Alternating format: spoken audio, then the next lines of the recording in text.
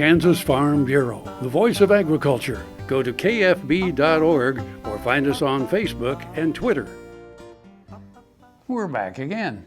Hey, you know, back in the 60s, there was a TV show called Route 66.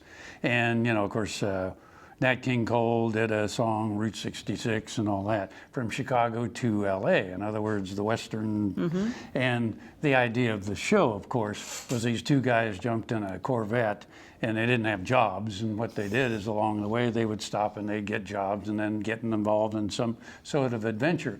But it was Route 66. But that is east and west, but you're going to have a story about a highway that goes north and south. And actually, Highway 83 intersects 66 in Texas, I think, because that is part of our friend's coverage area.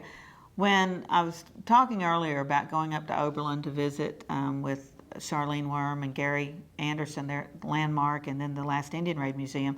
And while we were at the Indian Raid Museum, Keith George pulls up in his little red Corvette, and he is wide open. I am telling you what, he's full of personality, but he's photographing. That's what this segment is about, Highway 83.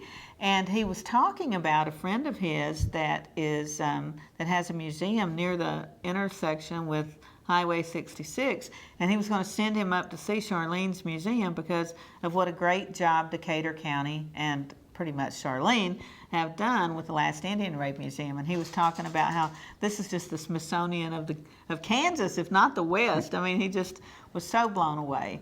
And you're going to be blown away when you see some of the images. He's done a really incredible job.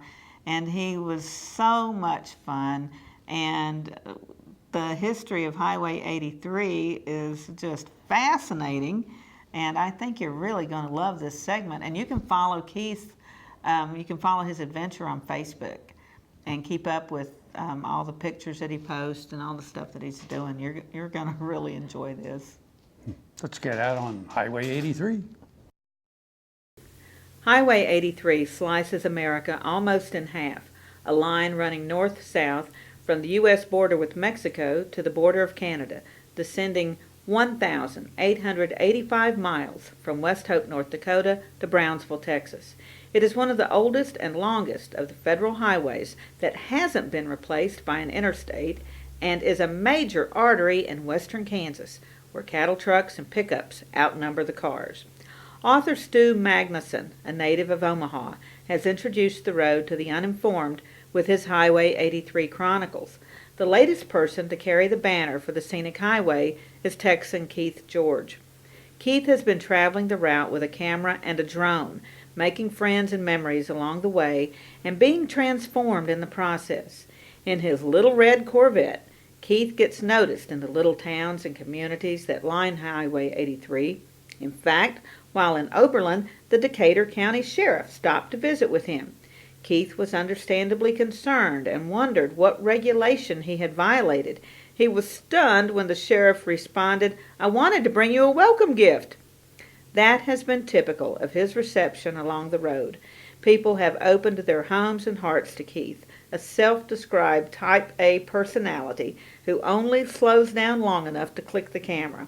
His stunning video footage will make people take a second look at places they thought they knew, like our own iconic Monument Rocks, or take a first look at places they have never seen. What final form Keith's work will take is still a thought in progress. What is a certainty, though, is that his trip has morphed into an experience far beyond anything he could have imagined. He also assures folks that he will be back. Folks up and down Highway 83 will be watching the horizon for that little red Corvette and making a pot of coffee, ready to visit with someone who is now considered an old friend. Well, that's it again for this week. I'm Frank. I'm Deb. And we'll see you somewhere around Kansas.